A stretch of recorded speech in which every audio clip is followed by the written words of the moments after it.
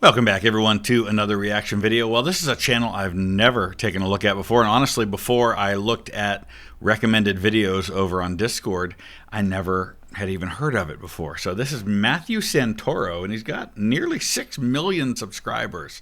And it looks like he does a kind of a combination of different kinds of stuff, a lot of it related to paranormal and freaky and scary stuff. But this is the 10 freakiest coincidences in history. So it'll be interesting to see what he covers on this particular topic. I'll put the link down in the description so you can check it out without my commentary. Be prepared. There is an announcement pending about another tour that we're making available for the Western Front that's going to be at the end of this year, as well as some other upcoming stuff and a live stream coming soon. So be watching for that. Make sure your notifications are turned on. Let's dive into this. Well, that's an interesting image to start with. All right, let's go. Hi. Whoa. So sometimes in life weird things happen. Now would be one of those times. And sometimes the things that happen occur in a series of events that seem like a pattern that we like to call a coincidence. But the coincidences that you and I have seen in our lives are nothing compared to some of the insanely freaky coincidences that have gone down in the past. So the only thing I would say about this, before we even dive into whatever he covers, is that when you're dealing with thousands and thousands of years of history and all of the events that have transpired, you know, the vast majority are not things that we would label as coincidence. But when it happens, it's just kind of the law of chance, right? I mean, inevitably something has to happen that seems very coincidental. This week I gathered the most astonishing ones to share with you guys. So here they are, the 10 freakiest coincidences in history. Number 1 is the futility of the Titanic. In 1898, writer Morgan Robertson wrote a novel called Futility, which describes the maiden voyage of a luxury ship called the Titan that sinks. The book was published just 14 years before the Titanic sank, and the similarities between the book and the actual event are mind-boggling. Yeah. In the book, the Titan was called unsinkable, so was the Titanic. Both ships were... I will say this, I think the whole calling it unsinkable thing has been overblown a little bit in hindsight because of what happened. Titanic was said to be virtually unsinkable. The idea was never that it couldn't sink, it was that there were protective measures in place that it would sink so slowly that they'd have plenty of time to rescue the passengers. British-owned vessels around 800 feet long, and both hit an iceberg and sank. In the book, the Titan sank at midnight in April, 400 miles from Newfoundland. The Titanic sank at midnight on April 14th, 1912, 400 miles from Newfoundland. Again, I don't want to like downplay these coincidences because this one's pretty crazy when you look at everything, but the shipping lanes are pretty standard, right? So I mean, if we're talking about a ship that's doing New York to Europe, and it's going through the area where icebergs happen at the time of year when icebergs tend to break off and flow south, certain things in this, like hitting an iceberg during that voyage, are most likely to happen at that time at that place. So those kinds of things, they're probably less of a coincidence than we realize. Titan had 3,000 passengers and not enough life jackets. The Titanic had 2,207 passengers and, well, you get the idea. Man, passengers and crew. That is ultra specific. The only thing this book is missing is a character named Leonardo, who's an actor that just can't win an Oscar. Number 2 is the King's Double. In the year 1900 in Monza, Italy, King Umberto I went to a small restaurant for dinner. The king immediately recognized the restaurant owner because he was his exact double both in face and build. After talking, the men discovered even more similarities. They were both born on March 14th, 1844. They were both born in the same town. They both married a woman named Margarita, and the owner opened the restaurant the exact same day Umberto was crowned King of Italy. And if that wasn't enough, on July 29th of that year, the owner of the restaurant was shot and killed, and shortly after, so was King Umberto. Man, that is... Yeah, that one's really hard to explain. Totally true. But my question is, did the restaurant owner also have a wife who is the namesake for pizza, a type of pizza in Europe? It's crazy. I mean, it would never happen nowadays because there's like 7 billion people in the world, so meeting your exact twin is almost impossible, but still. Hey Matt, I'm just gonna go borrow the car for a minute. Is that okay? Well, yeah, no, that's cool. Okay. Anyways, yeah, it would freak me out to meet my exact twin. Number 3 is the Ohio Space Connection. There's a really odd connection between the state of Ohio and space/flight. Well, yeah, I mean, that's not odd. We're just awesome like that. But the joke for everybody who lives outside of Ohio is that what is it about Ohio that makes everyone want to get off the planet? 1903, the Wright brothers demonstrated the world's first functioning airplane. They were from Ohio. The first American ever shot into space was John Glenn, who's... No, he was the first American to orbit the Earth. The first American in space was Alan Shepard. From Ohio. Neil Armstrong was the first man on the moon. Guess where he was from? Share a birthday with him. Ohio. Wapakoneta, baby. Wapakoneta. In fact, a total of 25 astronauts have come from that state. Yeah, I'm looking at the map here. How are we going to not show, the second woman ever in space who was from Ohio? She died on the Challenger. Judith Resnick. She was from Ohio. So many that NASA actually has a page dedicated to them. Well, if you want to be an astronaut, you know where to go. But I'm serious, they'll accept anyone. John Glenn was dangerously unqualified when they accepted him, so it seems like all you need is your ID to say Ohio, and you're in. Number 4 is King Louis's bad day. Around 1760, when King Louis XVI was a child, he was warned by an astrologist to always be on guard on the 21st day of each month. What followed was bizarre. On June 21st of 1791, he and his queen were both arrested following the French Revolution. On September 21st of 1791, France abolished the institution of royalty and proclaimed itself a republic. And finally, on January 21st of 1793, King Louis XVI was executed by guillotine. I feel like somebody knew about that and did that intentionally. I don't know. I'm just kind of thinking out loud. If he doesn't have the one about the presidents, I need to remember to talk about the one about the presidents with the presidents elected in years ending in 0. That's some really bad luck. But surprisingly, despite all that, he was reportedly still very good at blackjack. I guess you win some, you lose some. Number 5 is The Cannibalized Boy. In 1838, writer Edgar Allan Poe released his only complete novel called The Narrative of Arthur Gordon Pym of Nantucket. The story is about 4 men that survive a shipwreck on a stormy sea and are forced to kill and eat a boy named Richard Parker. The disturbing coincidence is that 46 years later, there was a ship called the Mignonette that was shipwrecked with only 4 survivors, and well, you can see where this is going. In order to survive, the 3 men were forced to kill and eat the 4th survivor, who is a boy named Richard Parker. That is crazy! I mean, if I were there, I'm telling you right now, I would straight up starve because... Like, did somebody read the book and that's where they got the idea? I feel like that's one of those self-fulfilling prophecies where it probably prompted something in their mind and that's what made them think to eat the other guy. I don't know how anybody could convince themselves to eat another human being.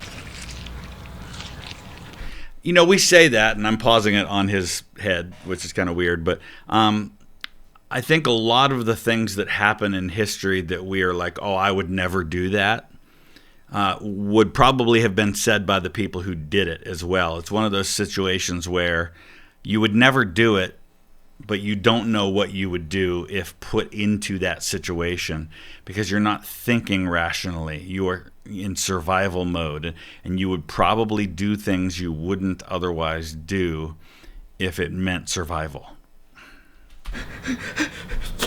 It's just veal. It's just veal. It's just veal. Looks like ketchup. Number 6 is the unlucky Major Summerford. While fighting in Flanders Fields in 1918, there was a flash of lightning and Major Summerford was knocked off of his horse and paralyzed from the waist down. Only 6 years later, in 1924, he retired and moved to Vancouver, where one day he was fishing and lightning struck directly beside him, paralyzing his entire right side. Miraculously, despite all that, just 2 years later, he fully recovered and was able to walk again, until just 4 years after that, he was directly struck by lightning, permanently paralyzing him. I should also mention that just 4 years after his death, lightning struck his tombstone, destroying it. Wow, you know...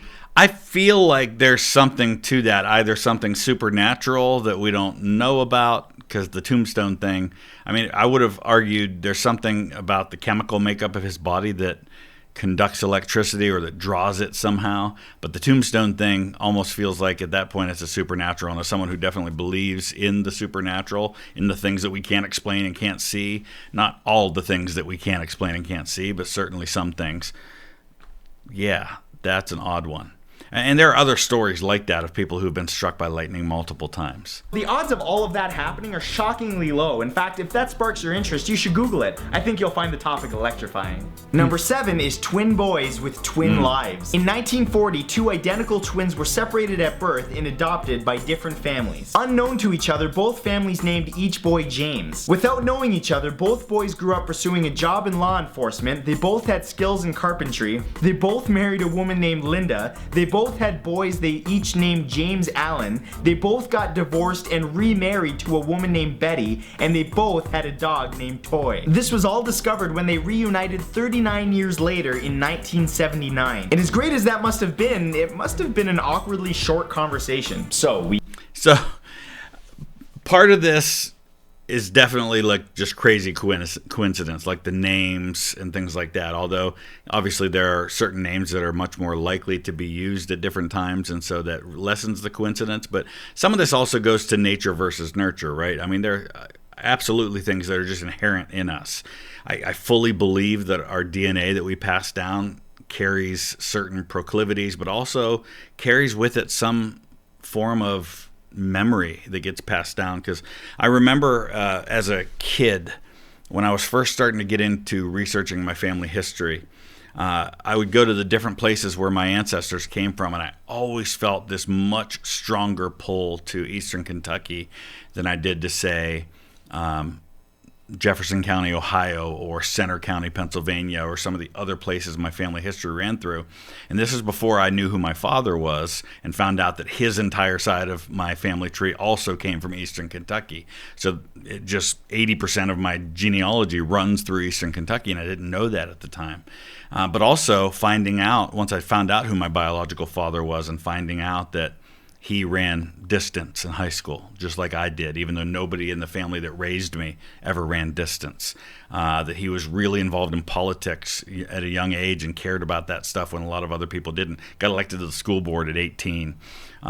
Was involved in history and very interested in history, which is something I obviously was very interested in at a young age as well, and just a lot of other little things that I found out about my biological father that I had in common with him without having been raised by him. You both had the exact same life. Yeah. So I basically already know everything about you. Yep.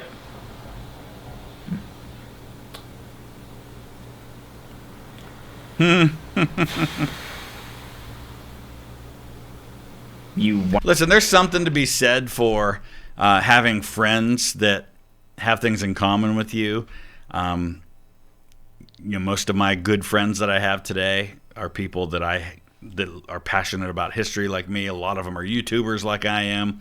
But there's also something to be said for having someone who maybe shares your interests but is interested in things that you're not, so that you can learn from them and be challenged by them, and that it's interesting. And I think there's something to that too. I'm gonna go grab a beer. Yeah.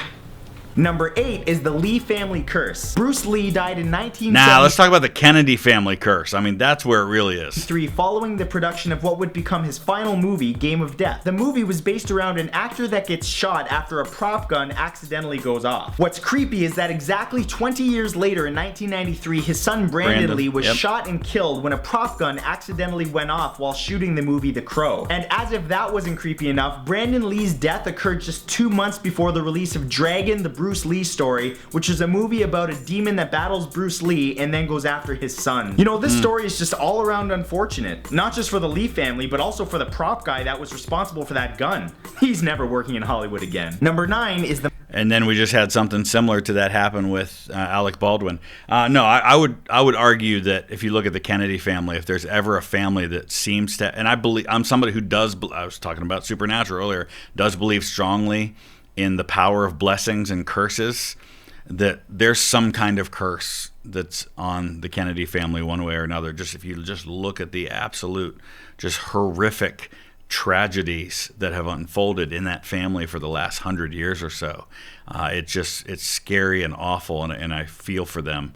The latest one being John F. Kennedy's granddaughter passing away very young from cancer.